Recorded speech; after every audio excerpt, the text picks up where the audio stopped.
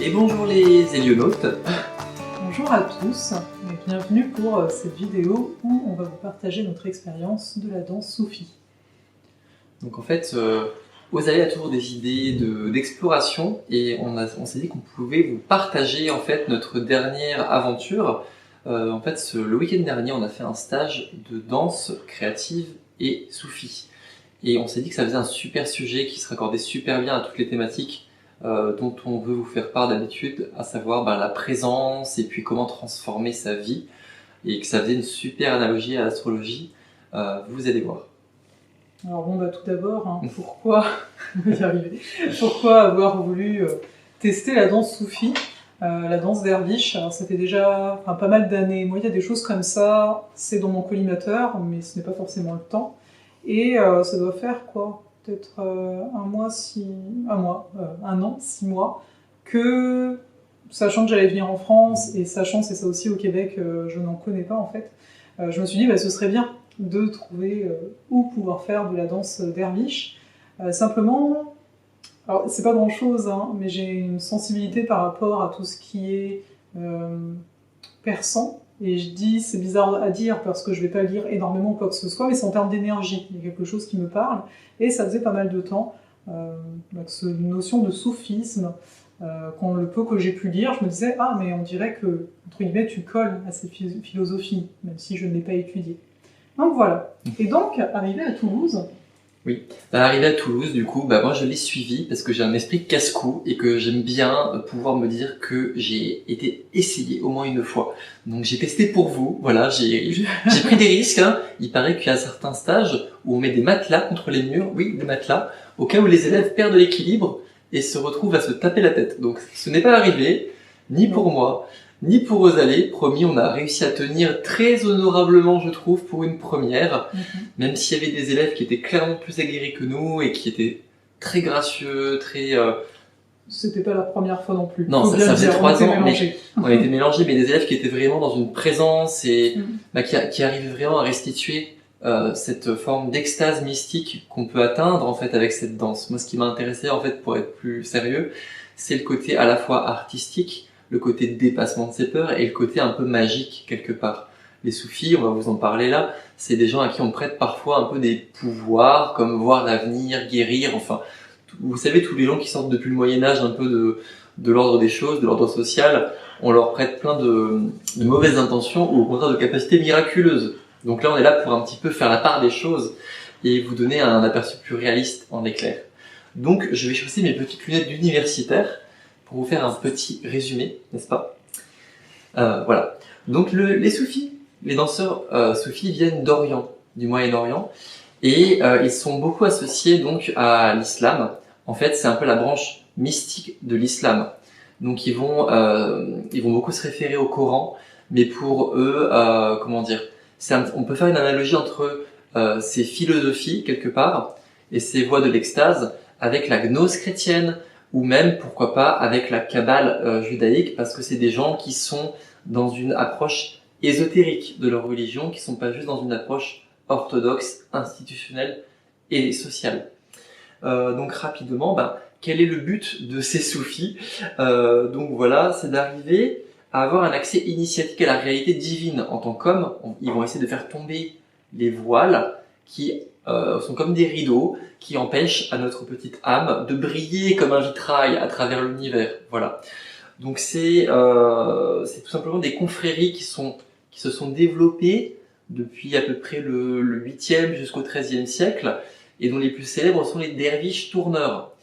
Et donc ces confréries-là, elles ont beaucoup déplu aux formes plus classiques de la religion, parce que forcément, quand on échappe un peu par la conscience à un pouvoir centralisateur fort, ça déplaît. Et encore aujourd'hui, en Iran, les derviches, ça déplaît, les soufis déplaisent beaucoup au gouvernement iranien. Mais à côté de ça, voilà, on peut les rapprocher des sadhus hindous, des ordres mendiants chrétiens et de toutes sortes de mystiques. Je vais laisser Osalie vous parler un petit peu des codes de cette danse et des quelques astuces qu'on a pu glaner aussi sur tout ça. Alors aussi, simplement, c'est une danse qui à la base était dansée par des hommes, mais à l'heure d'aujourd'hui, on le verra, il y a pas mal de femmes.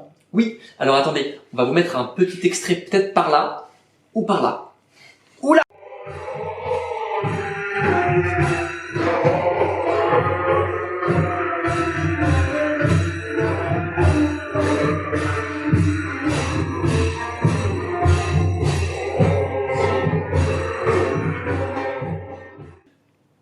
Ça y est, vous avez vu. Non, pour ceux qui veulent voir des nénettes danser, c'est par là.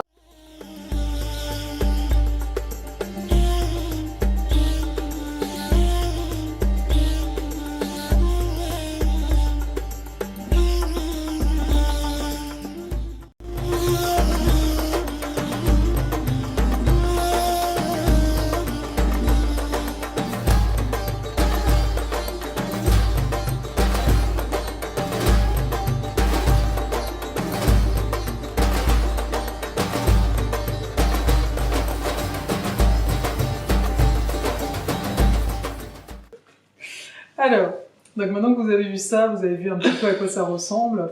Au niveau des codes, il y en a pas mal. Alors nous, c'est sûr que pendant l'atelier, on nous a surtout montré certains gestes. Est-ce que je peux montrer le geste? Parce que moi j'ai avec le micro là, okay. Mais alors le geste de base, ouais, c'est celui-là. Voilà. C'est avec ce geste-là on commence à tourner. On tourne toujours du côté gauche, c'est-à-dire vers le cœur. En tout cas, c'est l'intention première qu'on a de base. Et on va pas s'amuser à danser des deux sens, sinon là on perd vraiment l'équilibre et on va mal se sentir. Donc c'est vraiment. Ouais. Effet tourniquet. Vous savez, quand on est gamin et que d'un coup on s'arrête. Il faut jamais faire ça quand on fait la danse Sophie. Voilà, on prend son temps. Voilà. Ça marche pas. Donc déjà il y a ça. Donc on va commencer avec cette danse-là et puis petit à petit avec cette danse-là, avec ces gestes-là. Et puis ensuite on va lever en fait les bras. Ouais, ça ressemble un peu à. En fait, on est en union. Ouais, on va glisser. On glisse. Voilà. Tu décris? Oui, on monte et on s'arrête un petit peu au niveau des oreilles, parce qu'il y a la notion qu'on écoute en fait. Donc on se met à l'écoute avant de mettre les bras vers le ciel et là d'être en réception. Alors c'est sûr qu'à notre stade, en première fois, on nous a dit d'éviter, parce qu'à ce moment-là, le derviche va en fait vraiment mettre la tête vers le ciel. Mais au début, vous faites pas ça, parce que là, pour la tête, ça va pas le faire. Mais il y a vraiment cette notion d'ouverture et de dévotion en fait à ce qu'il y a de plus haut, à recevoir en fait finalement cette énergie-là. Et par après, alors bon, nous, on va dire que ces deux gestes-là, on nous a demandé de les faire et de les refaire, mais ensuite, le principe, c'est vraiment de laisser aller le mouvement, et il y a d'autres gestes, comme les deux bras croisés en arrière, qu'on va retrouver. Il y a aussi les mains devant les yeux, qu'on va retrouver. Oui, comme ça. Voilà.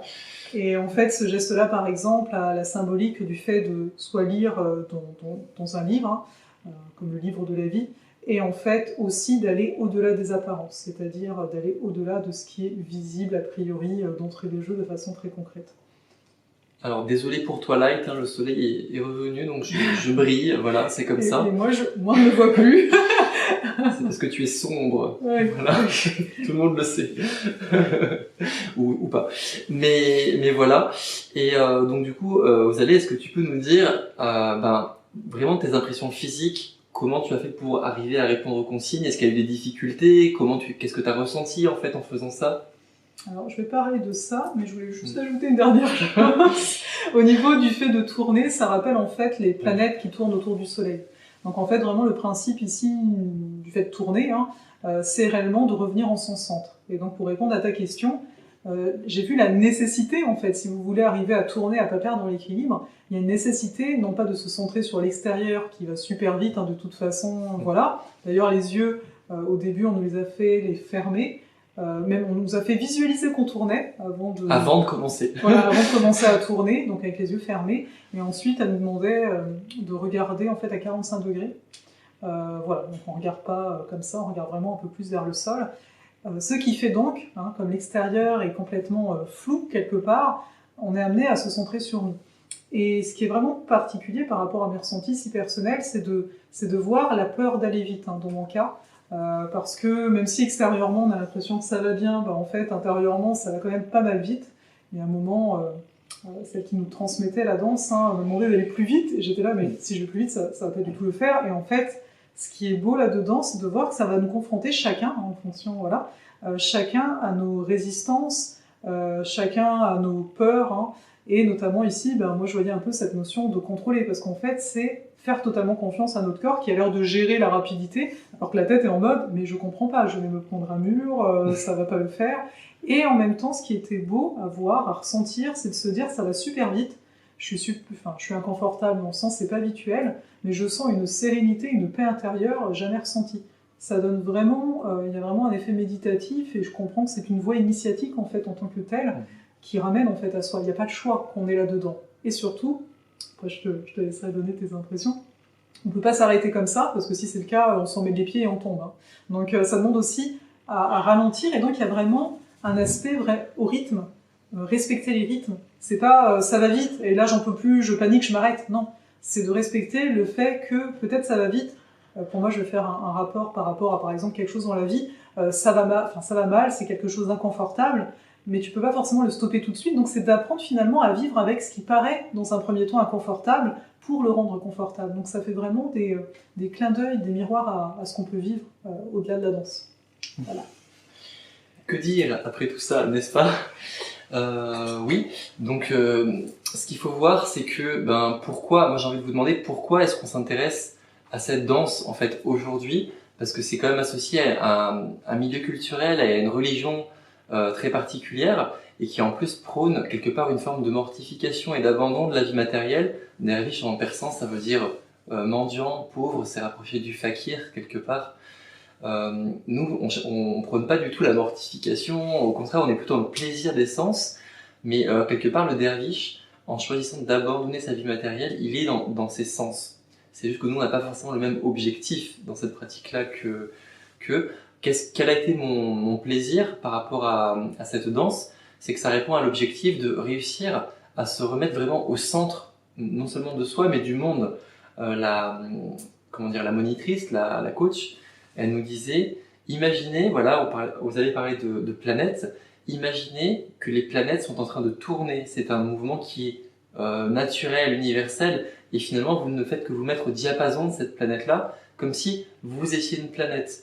Et moi je sais que des fois j'étais en train de tourner comme ça, et je me disais, mais ça y est, là je commence à avoir le vertige, mes pieds n'arrivent plus à suivre, donc je sais pas où les poser, voilà, donc dès qu'on commençait à réfléchir, ça ne marchait plus, et il suffisait que je me dise, je suis une planète, je sais tourner parce que c'est ma nature, et hop, j'arrivais à me remettre dans mes talons, dans ma verticalité, la tête reliée vers le ciel, et quelque part c'était un mouvement qui me dépassait, qui m'emportait, et le seul mal qui pouvait émerger, c'était si je voulais interférer en fait avec cet ordre naturel du mouvement.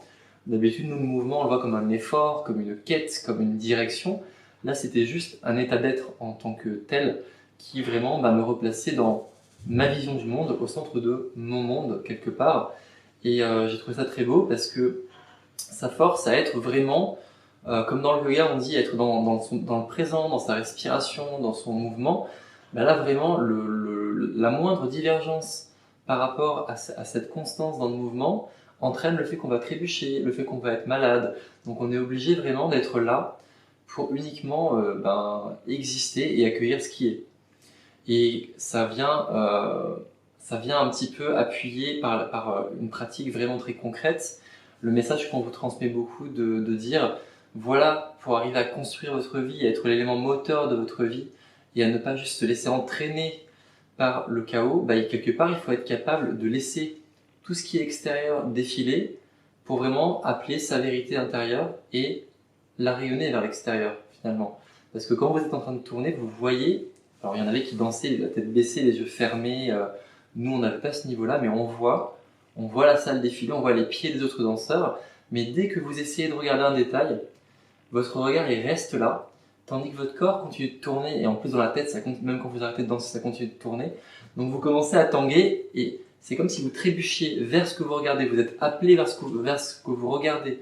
Donc vous autorisez cet élément-là à vous happer et à saper quelque part votre mouvement.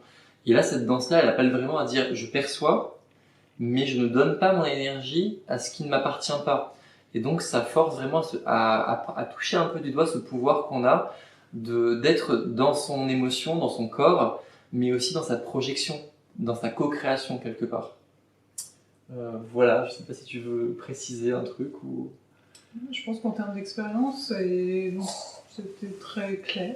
Alors après, il faut être honnête, comment on s'est senti à la fin des 2 heures? Oui, alors à la fin, en fait, ce qui se passe, c'est que quand on tourne, on est bien. Mais quand on s'arrête, bah là, on n'est pas trop bien, quoi. C'est comme si, en fait, le mouvement était totalement imprégné dans notre être, et le fait d'être, entre guillemets, immobile, mais il y a quelque chose qui va pas, quoi. Après avoir tourné vraiment très rapidement, longtemps, Bah, en il y a un peu fait, de ça. ouais, moi je voudrais rapprocher ça. Vous voyez ceux qui ont le mal de mer quand vous montez sur un bateau? Bah là, c'est comme quand vous avez le mal de terre. Mais pas forcément tout de suite après, parce que quand on s'arrête bien, lentement, en tournant au ralenti de plus en plus, on arrive à une stabilité. Mais c'est quand on a fini de s'arrêter et que le temps passe, on se rend compte qu'il y a comme un déphasage en fait par Oui. rapport à la réalité, et que même si pendant que ça tourne, on a peur de cet état-là, bah, quand ça s'arrête, quelque part, ça nous manque. Enfin, c'est bon. Oui.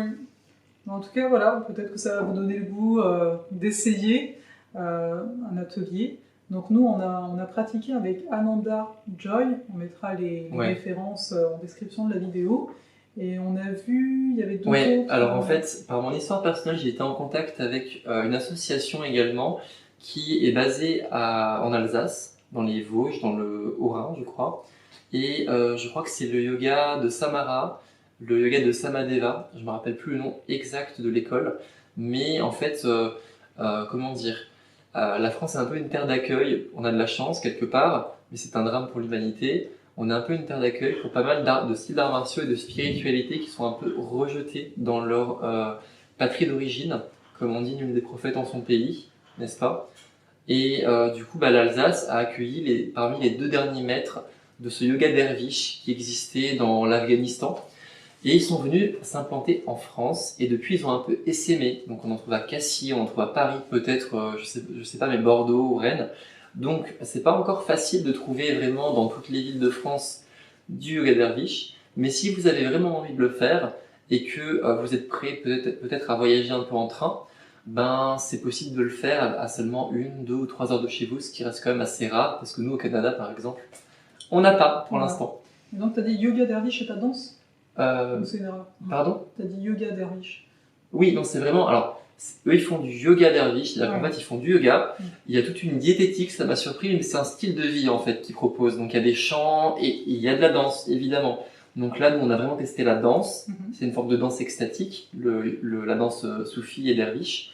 Mais il y a toute une philosophie qui va avec les derviches tourneurs. Oui, ils dansaient, mais ils priaient, ils chantaient. Il y avait une philosophie. Voilà. C'était juste pour être clair, parce qu'on parlait de la danse, et donc j'ai Bah, entendu yoga, je suis là pour que tout le monde comprenne. Voilà, pour que tout le monde comprenne, ben, dans leur école, en gros, ils proposent des ateliers plus intégrés, il y a plus d'activités proposées. Voilà. C'est bien. Bon, bah là-dessus, on va vous inviter, comme d'habitude, à commenter pour nous dire un peu ce que vous en avez pensé. Est-ce que vous-même, vous avez fait une expérience de danse derviche? Et on va vous laisser. Et puis, on va vous souhaiter une super continuation jusqu'à la prochaine. Voilà.